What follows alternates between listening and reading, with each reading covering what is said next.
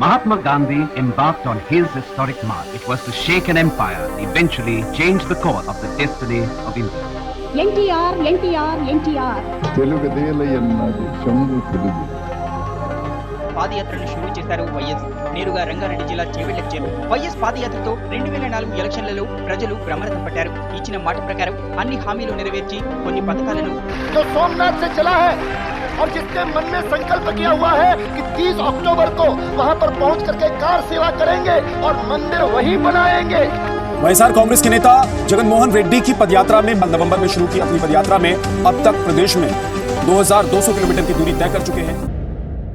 हम सब जानते हैं कि राजनीतिक तौर पर सबसे पहली पदयात्रा है 1930 में महात्मा गांधी के नेतृत्व में हुई दांडी मार्च। साबरमती आश्रम अहमदाबाद से शुरू होकर 26 दिनों में करीब 385 किलोमीटर की दूरी तय कर ये दांडी पहुंची, जिससे न सिर्फ बॉम्बे सॉल्ट एक्ट की धारा 39 खत्म हुई, बल्कि नमक बनाने पर 6 महीने जेल और भारी जुर्माना लगाने का कानून भी खत्म हुआ। फिर आती है 1982 की चैतन्य रथम यात्रा। 1972 से 1982 के बीच आंध्र प्रदेश में 2 विधानसभा चुनाव हुए। इस दौरान 5 बार मुख्यमंत्री बदले और 1 बार राष्ट्रपति शासन लगा। जनता एक मजबूत और स्थिर सरकार चाहती थी। राजनीति में एंट्री होती है तेलुगु सुपरस्टार एनटी रामाराव की। उन्होंने तेलुगु देशम पार्टी बनाई और हैदराबाद से शुरू कर पूरे आंध्र प्रदेश में 75,000 किलोमीटर चैतन्य रथम यात्रा की। एनटी रामाराव ने इस दौरान 4 बार पूरे राज्य का चक्कर लगाया। गिनीज बुक में उनका नाम शुमार है। नतीजा 9 महीने में उनकी पार्टी तेलुगु देशम सत्ता में आ गई। इतना जन समर्थन मिला कि जनवरी 1983 के चुनाव में 294 में से रिकॉर्ड 199 सीटों पर उनकी पार्टी को जीत मिली। अब बात उस रथ यात्रा की जिसमें बीजेपी को बड़ी राजनीतिक ताकत बनाया।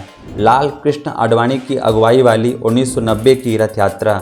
1990 में बीपी सिंह सरकार ने मंडल कमीशन रिपोर्ट लागू किया। पिछड़ी जातियों को सरकारी नौकरी में आरक्षण मिला। इन जातियों को अपने साथ जोड़े रखने के लिए बीजेपी ने रथ यात्रा के जरिए राम मंदिर अभियान तेज किया। ये जो रथ है लोक रथ है, जनता का रथ है, जो सोमनाथ से चला है और जिसके मन में संकल्प किया हुआ है कि 30 अक्टूबर को वहां पर पहुंच करके कार सेवा करेंगे और मंदिर वही बनाएंगे, उसको कौन रोकेगा। लाल कृष्ण आडवाणी ने सोमनाथ मंदिर से शुरू कर 9 राज्यों से गुजरते हुए 10,000 किलोमीटर की अयोध्या तक रथ यात्रा की, लेकिन फिर बिहार में आडवाणी गिरफ्तार हुए। बीपी सिंह ने रथ यात्रा की आलोचना की और बीजेपी ने समर्थन वापस लेकर सरकार गिरा दी। इसके बाद 1991 लोकसभा चुनाव में बीजेपी को 120 यानी पिछली बार से 35 ज़्यादा सीटों पर जीत मिली और पार्टी देश की दूसरी बड़ी राजनीतिक ताकत बनी। अब बात उस यात्रा की जो सूखे की समस्या के चलते निकाली गई। 2004 में आंध्र प्रदेश पदयात्रा। 10 साल से राज्य में टीडीपी की सरकार थी। लोगों के गुस्से को देखते हुए वाईएस राजशेखर रेड्डी ने इस यात्रा की शुरुआत की। 1500 किलोमीटर की ये यात्रा चेवल्ला शहर से शुरू हुई और 11 जिलों से होकर गुजरी। यात्रा से रेड्डी को अपार जन समर्थन मिला और 2004 के विधानसभा चुनाव में 294 में से 185 सीटों पर जीत के साथ उनकी सरकार बनी। फिर आती है 2017 की प्रजा संकल्प यात्रा।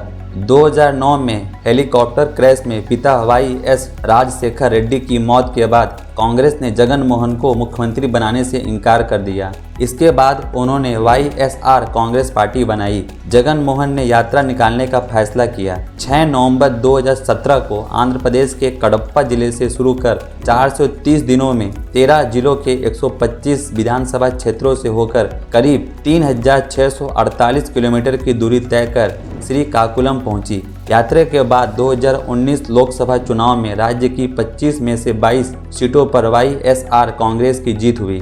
वहीं विधानसभा की 175 में से 152 सीटें जीतकर उन्होंने राज्य में सरकार बनाई। तो ये थी भारतीय राजनीति को बदलने वाली दिलचस्प यात्राओं की।